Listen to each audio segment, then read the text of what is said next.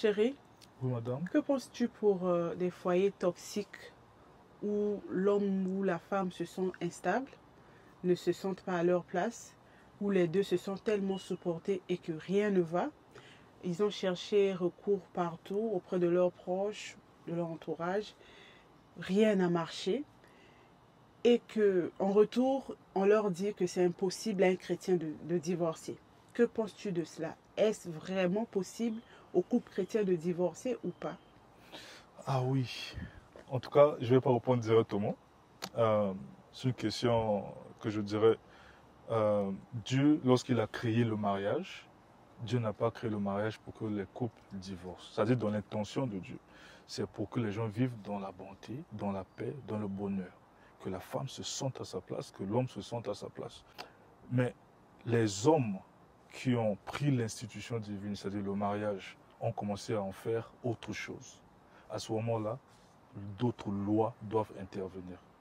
Donc, bien qu'à l'origine, Dieu n'était pas pour cela, mais quand ça devient critique, quand ça devient un cas où même la paix de l'âme de la personne devient menacée, même le service de Dieu auprès de cette personne devient menacé. La femme non plus ne peut pas donner le maximum de son soutien si elle n'a pas en fait un bon monsieur. Ce qui fait que c'est un cas à résoudre. Même l'État aussi ne nous donne pas le mariage pour que nous divorçons, mais l'État est obligé d'accepter les divorces. Pourquoi? Parce que il n'y a pas autre chose à faire en fait. Donc, pour dire que la loi de la paix intervient pour briser même le mariage.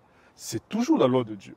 Dieu même dans l'Ancien Testament l'a donné comme exemple. Il a dit quand tu croises une femme, tu la découvres, tu dois aller voir ses parents, donner la dot. Mais si son père ne veut pas, alors ce monsieur va se décharger. Si Dieu a compris ça, donc Dieu ne comprendra pas aussi une femme qui meurt à petit feu dans un couple, qui doit, pour sa paix avec Dieu, pour sa paix contre soi-même, laisser ce couple-là.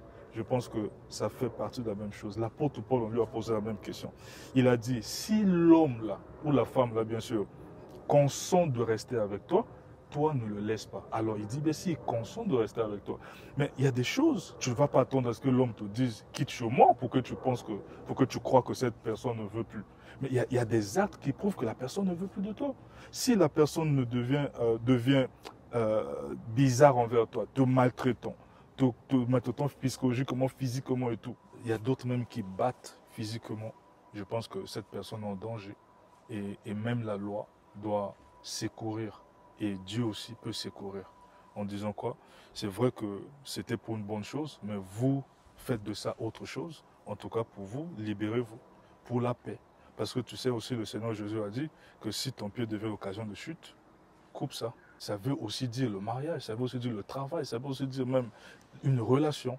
Donc si tu sens que ta paix est menacée, ta vie est menacée, en tout cas, la loi de la paix va intervenir pour même briser le mariage. Le Seigneur Jésus encore dit quelque chose qui est grave. Il a dit, sauf cause d'infidélité. Il n'a pas dit adultère, sauf cause d'infidélité, les gens pouvaient ne pas se divorcer. Mais ça veut dire c'est encore plus grave.